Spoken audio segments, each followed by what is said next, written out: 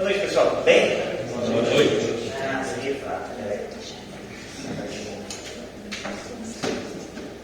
Boa noite, pessoal. Tudo bem? Boa noite. Então vamos lá, pessoal. Meu nome é Eduardo Spack. Como o Elton falou, não é obrigatório para vir palestrar aqui, tá? Meu nome é Eduardo, então a primeira aparece o Dudu, depois é o Dudu e o Edu, beleza?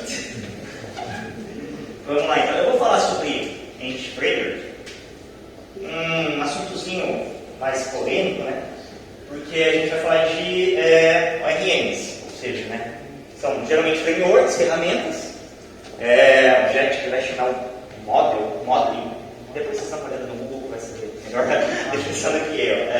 Mas basicamente são ferramentas, frameworks, que fazem o trabalho de, eu estou com uma linguagem orientada a objetos, não necessariamente uma linguagem orientada a objetos, mas eu tenho um modelo de dados mais representativo para a linguagem de programação, e ela vai fazer a tradução para mim em SQL, ou até mesmo instruções NoSQL, como o Entity Framework suporta, por exemplo, o MongoDB. Então, por que eu falo que são assuntos polêmicos? Porque geralmente tem esse tipo de pessoas que gostam e que não gostam. Os que não gostam, geralmente é ponto de questão de performance. Falam, não é performático, eu quero ter mais controle sobre o SQL que eu gero e tudo mais. Geralmente, para esse tipo de pessoa, fala, você gosta de performance? Gosto, beleza, vai escrever em assembly, não complicação. O problema é que a gente tem, na TI, a gente tem sempre esses trade-offs. Né? Por exemplo, nesse caso, eu quero um desempenho maior. Tudo bem, vai ter aplicações que você vai precisar de desempenho melhor. Agora, chega o Medina, por exemplo, lá do Rock in Rio, o realizador do Rock in Rio, o realizador.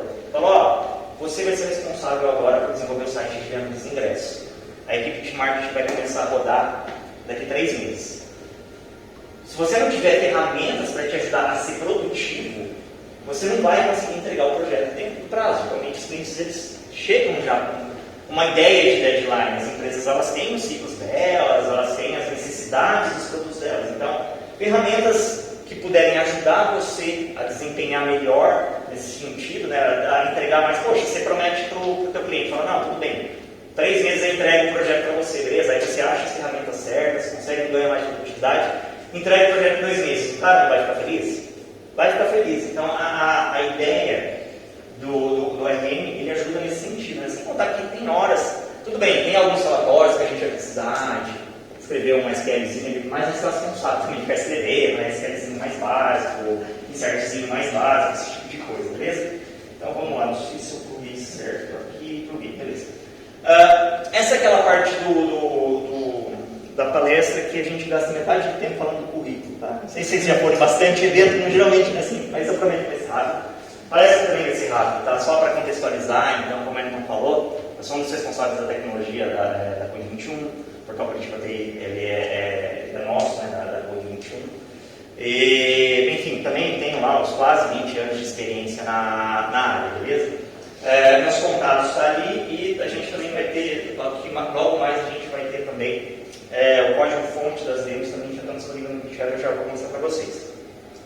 Então, falando rapidamente da Code 21, a Code 21 hoje ela é bastante focada em softwares sob demanda. Né? Então, a gente tem softwares no mercado, né? Tem SRMs, RPs, enfim, softwares de caixinha, como a gente falava antigamente. Né? Obviamente que muitas das necessidades, às vezes a empresa fala, não, tem um processo meu, eu preciso de um aplicativo com a minha cara, a Code 21 vai atuar. Também na questão de consultorias, né? A gente teve uma época que a Code 21, os maiores clientes, e a grande maioria dos clientes da Code 21 eram empresas de software, né? Então muitas vezes ou eles terceirizavam o trabalho ou pegavam algum tipo de consultoria, inclusive nesses temas que a gente vai estar abordando aqui hoje, tá? Então, do que eu quero falar aqui para vocês hoje? São 10 tópicos que eu quero discutir. É coisa rápida, eu só vou trazer aqui os insights para vocês. Muitos assuntos eles vão se mesclar durante a apresentação, então essa coisinha bem rápida, tá? São 49 slides, nada que 2 horas e meia não termine isso daqui, já direto para os outros, tá? Mas enfim, aqui então está o GitHub onde está, os demos da aplicação, o QR Code que é bom para o GitHub, tá? Se alguém quiser dar uma olhadinha. São esses assuntos que a gente vai falar, como por exemplo os sequences, né? O que vem a ser sequences. Não sei se geralmente, estou fazendo um e-commercezinho, talvez menor aqui, mais sob demanda, mais customizado. a gente tem alguma necessidade, às vezes, de gerar um número único, né? Aquele número sequencial único, né? Se você fizer isso fora do banco de dados, você sabe o desafio que é fazer, tipo, gerar um número único, sem, né, ter um banco de dados atômico ali, né, gerenciando muita requisição ao mesmo tempo. Então eu quero aproveitar o banco de dados, que já me dá esse curso, tem como utilizar o Point Framework? Tem, é simples, a gente vai ver isso daqui ao longo dos tópicos que eu quero abordar com vocês hoje, beleza? Só para contextualizar, então, esse daqui é o modelo de dados que eu montei na demo, tá? A demo lá já vai ser modelo de dados, tem a migration ali do Point Framework. A ideia do Point Framework também que eu vou falar aqui hoje não é falar muito sobre a base dele, ou como configura, eu vou escrever algumas coisas rapidinho, mas mais mostrar como a gente pode tirar um proveito dele uma vez que ele já está rodando, tá? Então beleza, basicamente é um modelinho lúdico mesmo, ele sofreu uma carga de dados, a própria demo tem como fazer a carga de dados, tá? Dados aleatórios mesmo. Então é basicamente uma pessoa, ela tem seus contatos, ela tem um histórico de acesso, ela tem os documentos aqui ainda tem os seus anexos, tá? Isso aqui basicamente é a estruturazinha que a gente vai ter tanto na modelagem do C#, da linguagem de programação, quanto do banco de dados, ok? Então vamos começar a falar sobre Query Filters. Vocês já ouviram falar do conceito de soft delete? Podem falar comigo, tá, gente? Eu mordo. Mais. Não mordo mais. Então, soft delete, vamos lá. O que é o soft delete? Algumas aplicações, alguns arquitetos, enfim, o pessoal tem uma tendência e fala assim, não, ó, a gente vai ter as operações CRUD em determinados momentos da aplicação, né? Vamos ter os inserts na tabela, os updates. Só que, ao invés de a gente fazer os deletes dos registros, vamos só marcar isso como excluído, né? Aí, toda hora você tem que ficar lembrando de colocar alguma coisa, né? Nesse sentido, assim, alguma coisa assim, né? Na tua aplicação, opa, tem que pegar os registros, mas tem que pegar o registro ativo, né? Toda hora você tem que ficar colocando esse tipo de coisa. Aí, enfim, daí a pessoa conhece, tem aquelas ideias mirabolantes, tem umas arquiteturas para isso, para tentar resolver ou normalizar um pouco disso, né? Dentro do Ent Framework, a gente tem a questão dos Query Filters, certo? Então, como é que ele funciona? Aqui, basicamente, eu estou dentro do Ent Framework, é como fazendo um mapeamento da minha classe de pessoa, né? Lembra que a gente viu lá no modelinho. Então, beleza, aqui basicamente eu tenho a configuração de para muitos, né? Tem até um delete cascade que está cortado, a gente já vai ver com mais calma depois. Está falando aqui que a coluna salary é tipo model lá no banco de dados. A gente já vai falar sobre a questão desse record number aqui, mas a gente pode deixar um filtro, que é a mesma expressão que você colocaria no where, você já pode deixar ele pronto na modelagem da sua aplicação. Então, assim, você já economiza as linhas de código que você iria escrever, não precisa lembrar toda hora, tá? Obviamente, qual que é a pergunta que vocês vão fazer agora? Tá, Eduardo, e quando eu precisar, sem o filtro? Então, só para exemplificar rapidinho, tá? Eu executei a consulta com essa parte comentada do código, tem essa partezinha que é aquele exame de Detran também, tá? Vocês vão ter que dar uma forçadinha na missa também. É bom que você já sabe se vai reprovar a carteira ou não, né?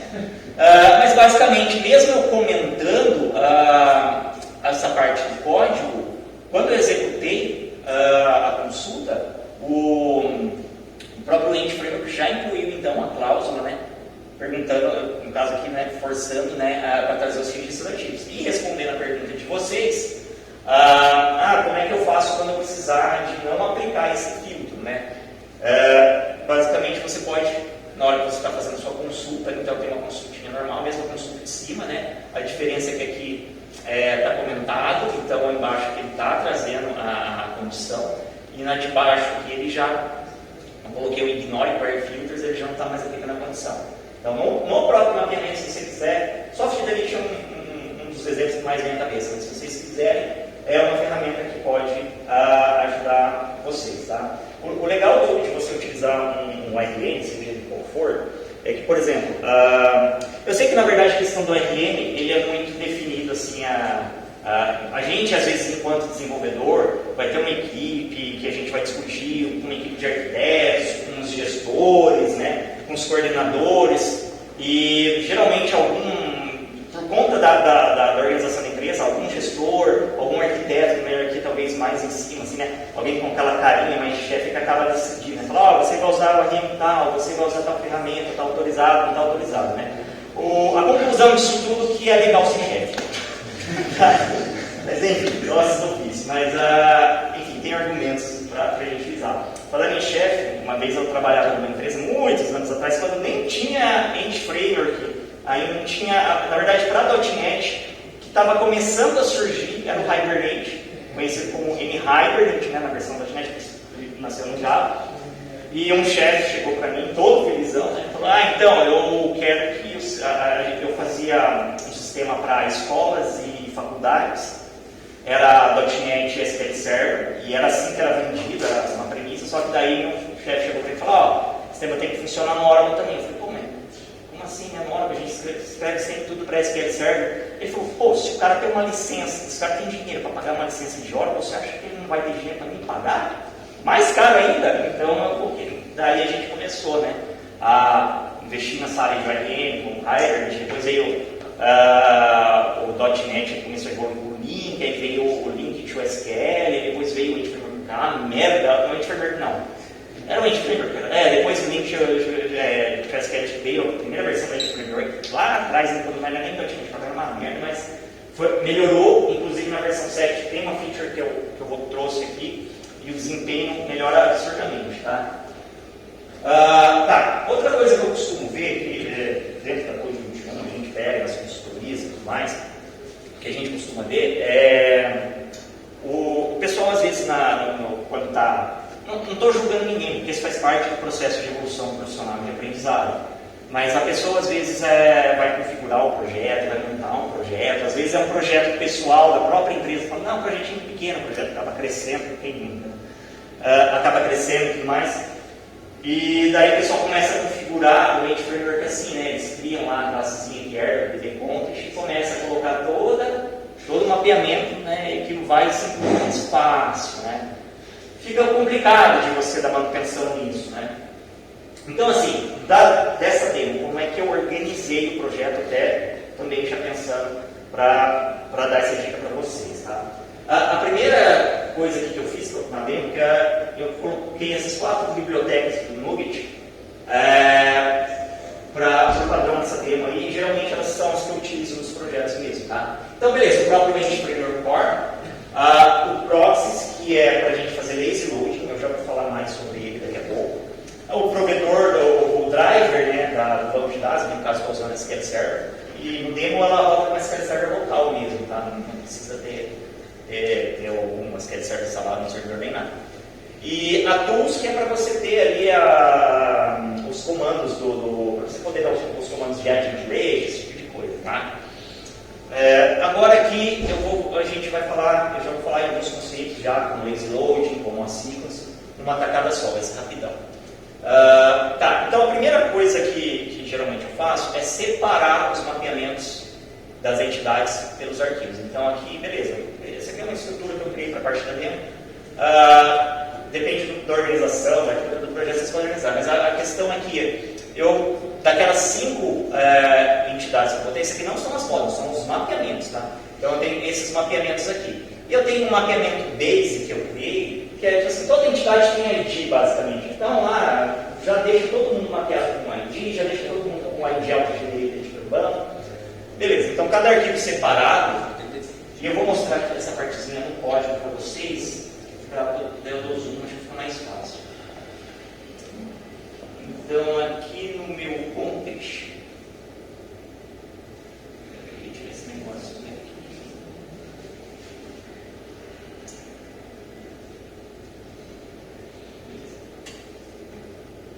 Então, meu context basicamente se resume a isso, a classe já acaba aqui. Bom, beleza, o que eu tenho aqui? Configurei o lazy load, já vou explicar melhor como é que o lazy load funciona. Falei que vai usar SQL Server e mandei colocar os logs no output window lá, né, do Visual Studio, beleza? Os logs, no caso, os comandos da SQL, que o End Framework executar no banco, beleza? Aí depois eu peguei, eu fiz isso daqui, ó, Apply Configuration from Assembly. Aí, obviamente, que como é um programa que está rodando, ele pega a assembly local aqui, mas se tiver em outro projeto, você aponta ali no loader da assembly qual que é assembly que ele vai ler o mapeamento, tá? Então ele vai pegar todas as classes que ele encontrar de mapeamento dentro do assembly ali e já vai aplicar esse mapeamento. Como assim? Vou falar para o slide. Ou melhor, vou explicar aqui mesmo. Então, como eu falei, eu tenho essa base aqui, esse arquivo de base.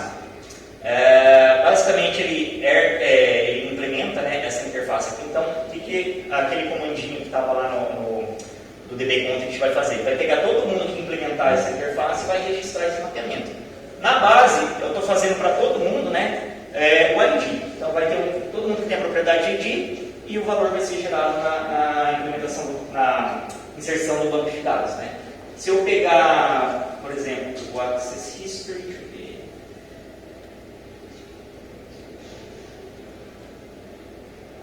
Beleza, se eu pegar o Access History, deixa eu só tirar aqui. Então, ele vai herdar daquela classe base que eu criei e ele vai ter o configure dele também. Eu mando executar o base dele aqui só para ele registrar o ID, tá? Então, beleza, ele fez uma mapeamento do ID aqui. E aqui vem uma segunda dica que já me bati nos projetos também. Aqui eu tenho uma propriedade do tipo datetime, normal, tá? Só que por conta de nuvem, a gente nunca sabe ao certo qual país que vai estar o servidor. Geralmente nos projetos que eu trabalho, eu tento a salvar as datas no TC0, né? Ou seja, no mediano zero, lá no time zone, né?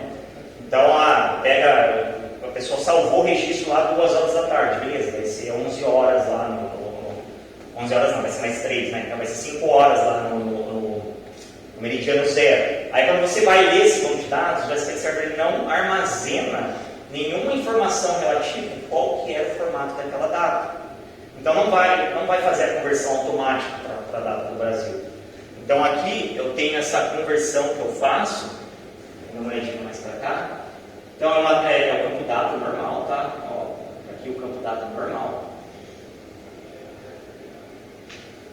E aqui eu falo para ele que toda vez que ele carregar essa data do banco de dados, ele vai setar ela como uma data UTC. Aí a partir daí eu posso aplicar o time zone que eu quiser. Se for um sistema global, né, e a pessoa, o usuário está acessando na Indonésia, beleza? Aplica o time zone da Indonésia em cima dessa data e ele já vai fazer a conversão das horas certinho dali. Beleza? Vamos só dar uma olhadinha em algum outro exemplo. Vou pegar a própria Person. Beleza. Aqui na Person, então eu estou configurando o mesmo esqueminha, herdando do mapping base que eu tinha criado. Estou fazendo um mapeamento aqui até com Cascade, cuidado com o Cascade, pelo amor de Deus, né? Nas relações de 1 para N, né? Coloquei o salary como money aqui para ter uma money, ele tem a precisão de 4 dígitos decimais, né? E aqui vem a questão da sequence que eu falei. Então, nessa propriedade de record number, eu crio um index dela, ela é única, e eu falo que ele o valor dela vai ser preenchido, eu não preciso informar lá no código, vai ser preenchido por um valor do SQL Server, então o próximo valor da Person Record Number, ou seja, minha sequence, né?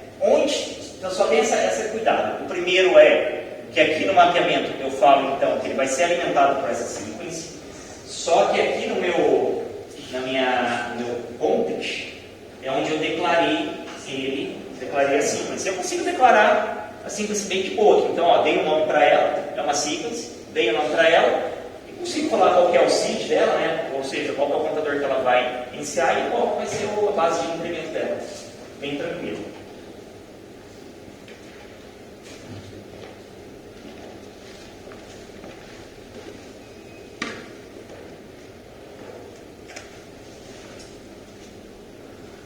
Beleza.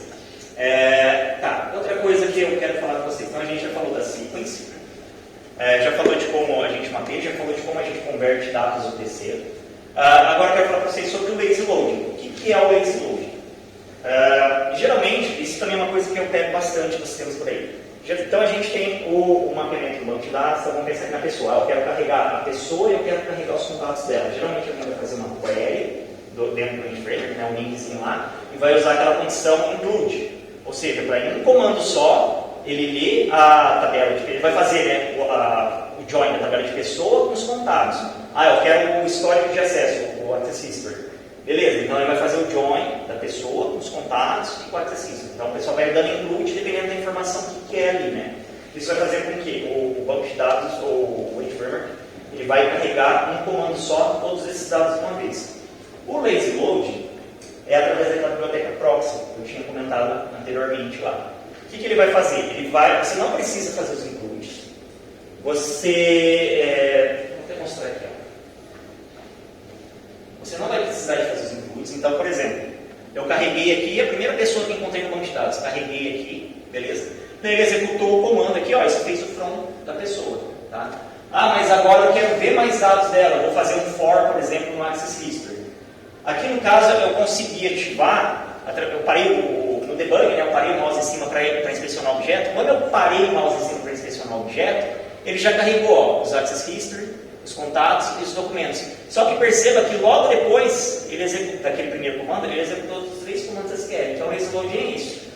Você não precisa dar os includes. Quando aquela informação for necessária, ou seja, você está postergando, né, o máximo possível, quando você de fato for lidar, e se precisar de lidar com aquela informação, é somente nesse momento que o Entity Framework vai carregar os dados.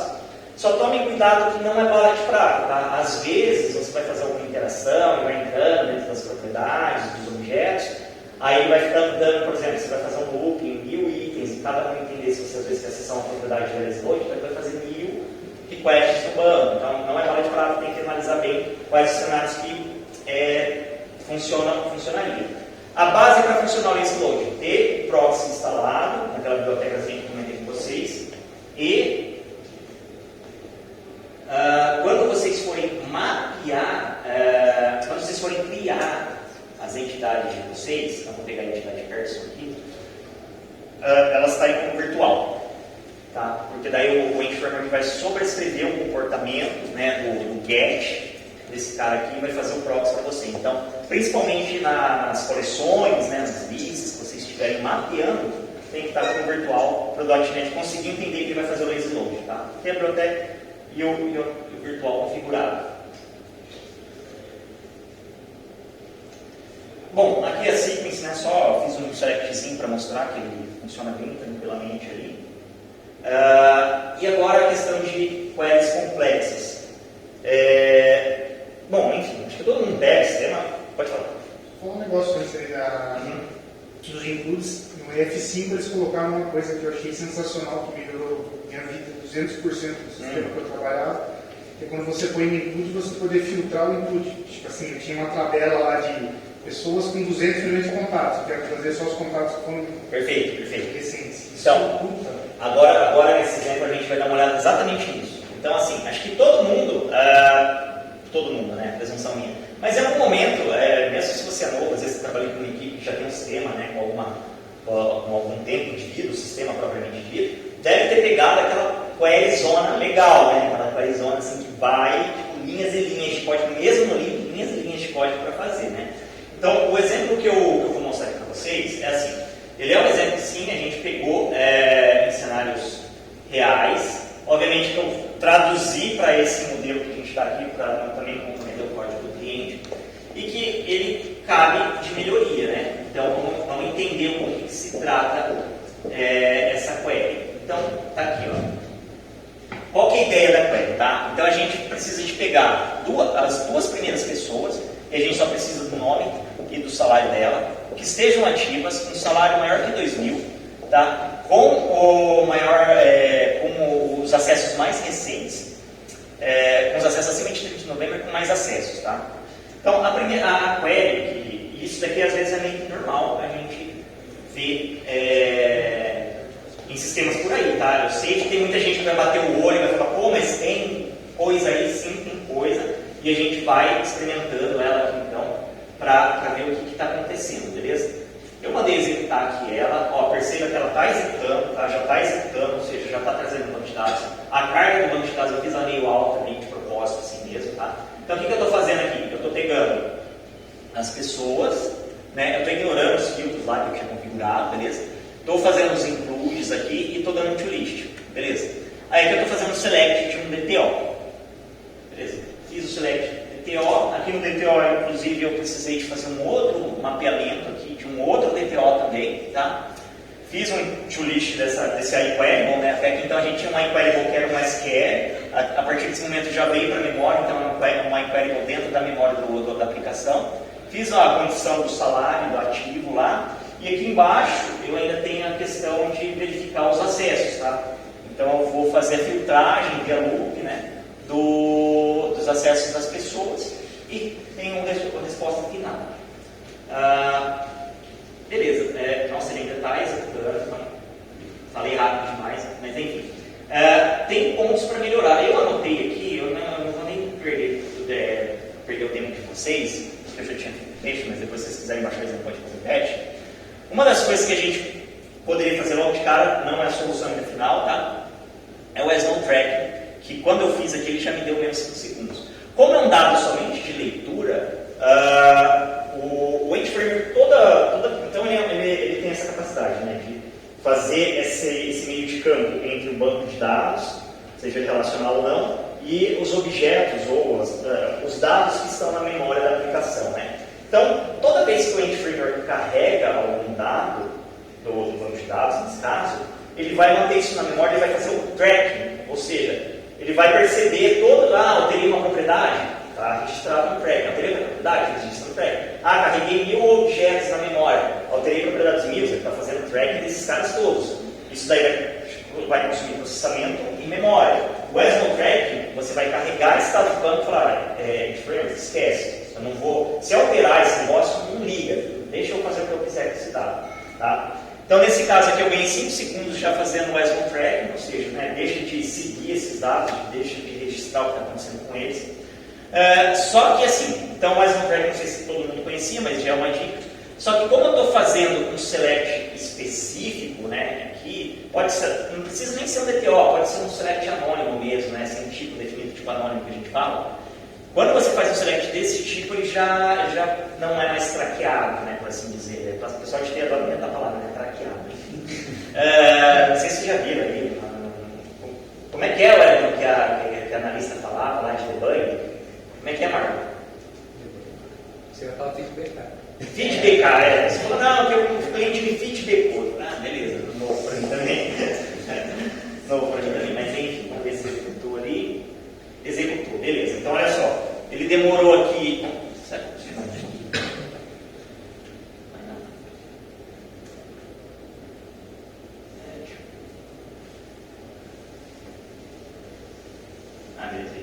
Então, ele demorou 113 segundos para executar aquela query. Tá? E apenas 0,2 para executar a query final otimizada. Tá? Vocês querem então que eu mostre para vocês como é que eu consegui traduzir aquela query numa query mais otimizada somente por link? Quer? Não, brincadeira, vamos. Se tivesse perguntado, pode conversar comigo depois.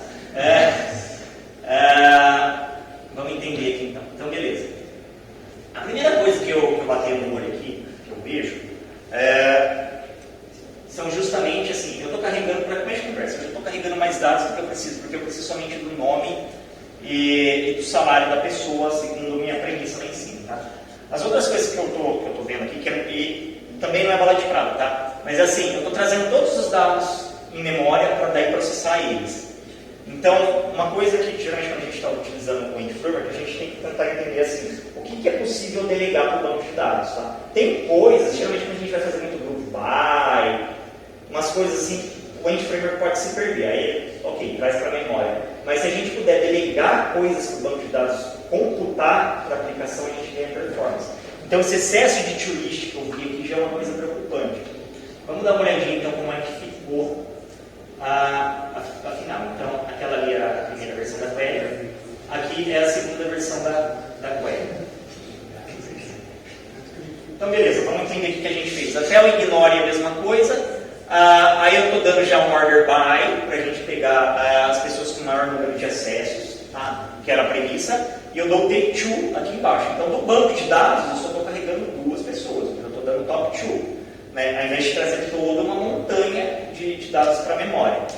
Aí eu vou fazer as filtragens aqui e eu faço um include, que era aquele que você tinha comentado. Eu vou precisar dos access history, só que eu já vou pegar aquele for que tinha lá embaixo, filtrando a data acima de 30 de novembro, que era uma premissa. Eu já estou, lá em cima eu defini qual era a target date, né? E eu já estou filtrando ele no include, então ele já está sendo filtrado no join, por assim dizer, né? Carrego somente os dados que de fato eu preciso, né? Não carrego colunas a mais. E aqui é uma opção minha. Isso daí vai depender muito do que estava pensando em vocês, ao invés de trabalhar com to-list, perceba que eu estou trabalhando com array, porque array é uma estrutura de dados que ocupa menos espaço de memória, menos gerenciamento do .NET para lidar. Então, também para tentar ganhar mais tempo nessa consulta, eu optei por trabalhar com arrays. E nisso a gente conseguiu, né, tipo, mais de 100 vezes melhorar o desempenho da query.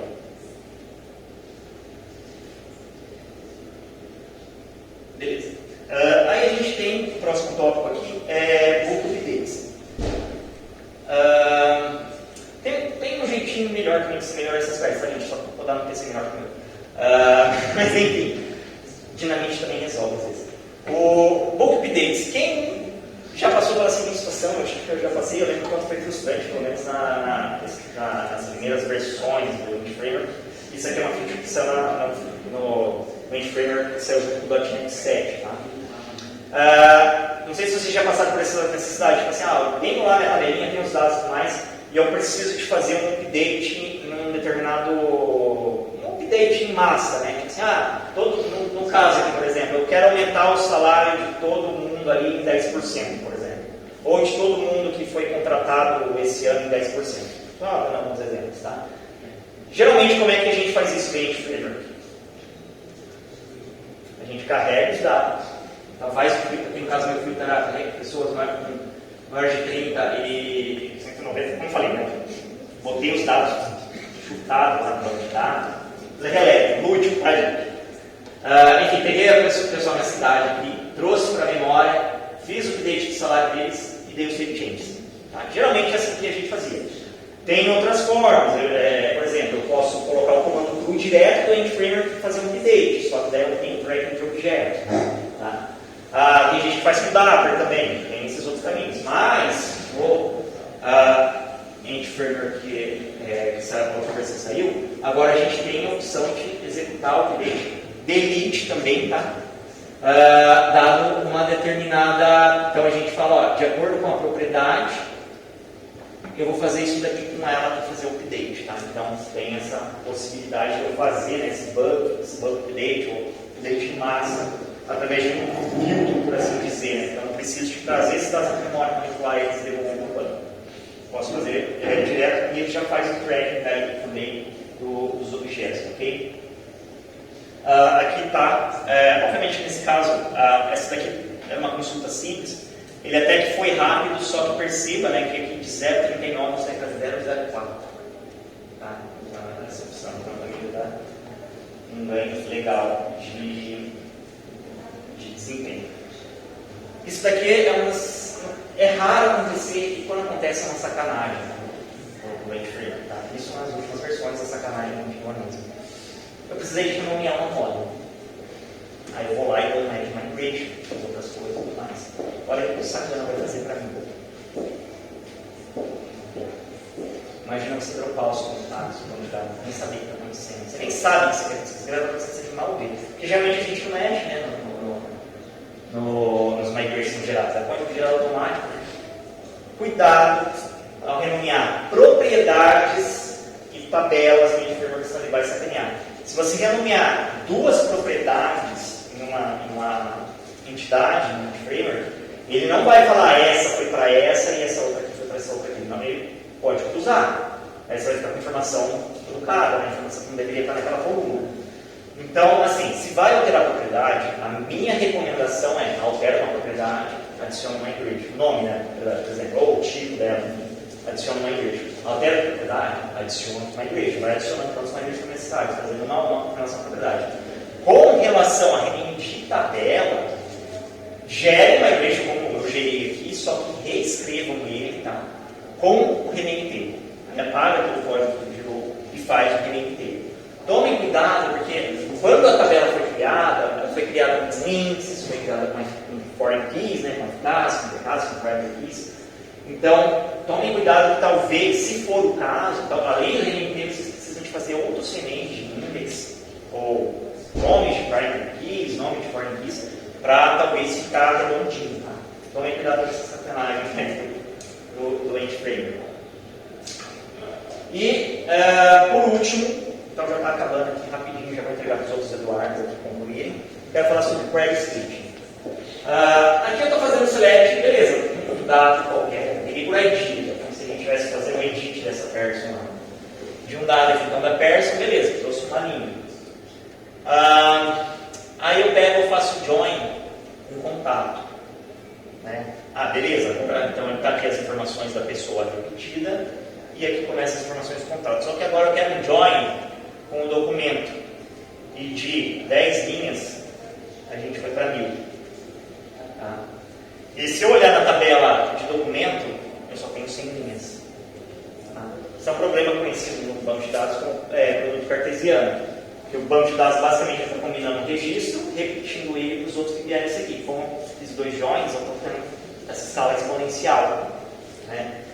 O que o Entity Framework vai fazer com esses 1000 registros? Então, beleza, peguei a person, quero fazer o include da contact e da document. Então, ele vai executar esse comando com join no banco de dados, vai trazer esses 1000 registros para a memória e ele vai começar a separar. Né? Isso aqui é a person, beleza. Agora isso aqui é um documento. Isso aqui é um contato. Então, ele vai fazer essa separação. Isso custa. E custa caro. E é naquele caso daqueles includes que eu falei. Tá? Então, só para vocês terem noção, quando vocês executam, quando executa o primeiro lá, né, só fazendo os includes, ele demora 16 segundos. Include de duas propriedades, né, a mais. Se eu executo a técnica do split query, ele retorna em 0,1 segundos. Tá? Então, vamos entender melhor o que é isso daqui.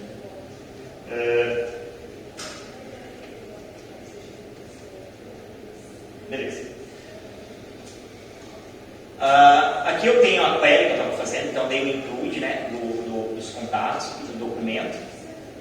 Mandei incluir inclusive os anexos desse documento, né, e peguei aqui porque é um fruto qualquer. Então ele mandou esse comando aqui para o Entity Framework, né? Fez os joins que precisava fazer, tá? O join, então, olha, foi lá na pessoa, fez join com o contato, fez join com a document e com a taxa. Tá? Beleza, ele fez exatamente aquilo que eu pedi ali. Demorou 16 segundos. Por quê? Deve ter trazido mais de 1000 registros, né? Que eu ainda falei incluir os attachments. Isso era aquilo que eu tinha feito, não. Se vocês incluírem, se vocês falarem para o Entity Framework, executa com query quebrada, né? Com query splitada, estou inventando palavras de novo. Daí o que ele vai fazer? Ele vai executar um comando para trazer a pessoa, um comando do banco de dados para trazer a pessoa, outro comando para trazer os contatos, outro comando para trazer os documentos e outro comando para trazer os attachments. Então ele quebrou todos os includes que eu fiz em cada uma query. Também não é bala de prata. Nesse caso, que eu estava tendo um produto cartesiano muito grande e o .NET e o Entity estavam se ralando demais para fazer a separação dos dados em memórias e tudo mais, compensou. Agora, se você compensou por quê? Porque eu tive que abrir, né, 4 conexões com o banco de dados, fazer 4 handshakes com o banco de dados para carregar esses dados, mas compensou, foi bem mais rápido, também mais performático. Se a gente olhar aqui, né, menos de 1 segundo contra 16 segundos.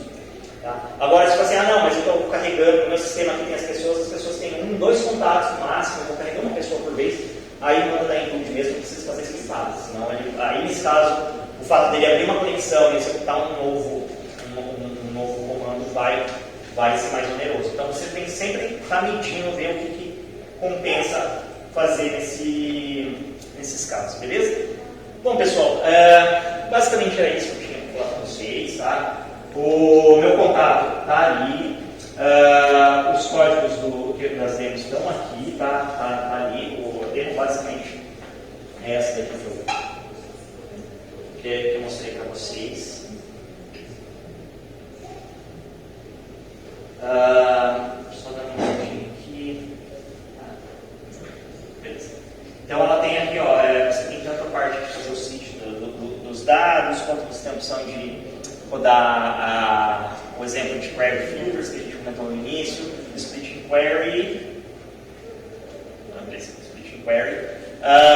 do book update e daquela query que a gente utilizou, tá? O código-fonte está tudo aqui, do query split mesmo que a gente acabou de falar.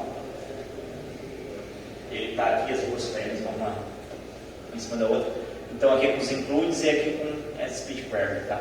E em cima só tem um códigozinho que mexe tempo de cada um. Isso é o código mesmo, nada demais. Alguma dúvida, pessoal? Lembra, não mordo, tá? Pode perguntar. Beleza, então vou passar para o próximo Eduardo para palestrar. Então, pessoal, obrigadão então, pela presença de vocês hoje. Beleza? Valeu.